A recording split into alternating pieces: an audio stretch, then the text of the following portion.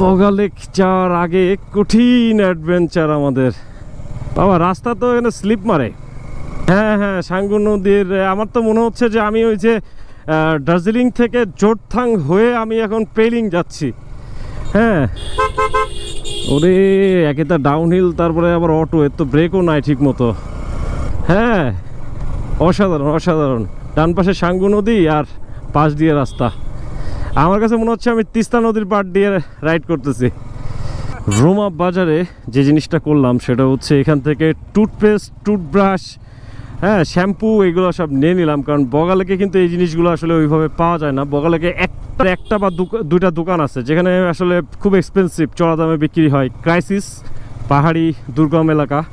So এই আগে থেকেই মোটামুটি আমরা এগুলা কিনে ফেললাম। কিনে ফেলে দেন আমরা এখন এগিয়ে যাচ্ছি বগালেকের উদ্দেশ্যে। এখান থেকে 12 থেকে 13 কিলোমিটার, মানে রুমা বাজার বা রুমা ব্রিজ থেকে 12 থেকে 13 কিলোমিটার হচ্ছে বগালেক। তো এই যে আমাদের গাইড ভাই আছে আমাদের সঙ্গে, ভাবছিলাম চলে গেছে লোকটা, কিন্তু লোকটা আছে, কপাল ভালো, নাহলে ওরে আজকে সেলা দিতাম। লেক আমাদের উদ্দেশ্য বা গন্তব্য। রাস্তা কোন দিকে? ডানে। ওকে। ও রে, এখন তো দেখি অফ রোডিং শুরু হয়ে গেছে। ও মাই গড, ডেঞ্জার ডেঞ্জার। কেন তো চাক্কা স্লিপ করবে।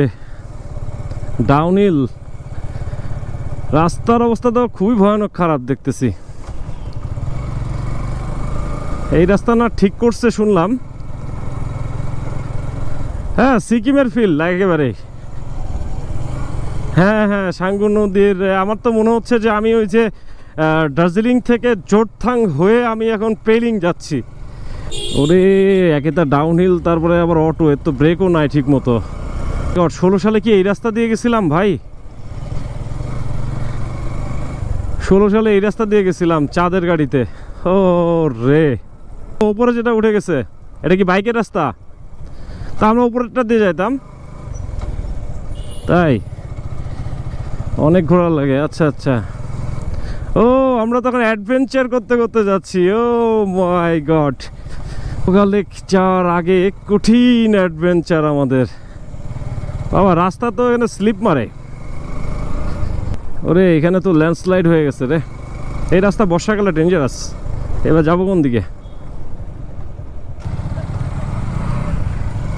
হ্যাঁ, ও আচ্ছা আচ্ছা, এই যে এই রাস্তায় সংযুক্ত হয়েছে, আমরা একটা শর্টকাট মারছি আর কি।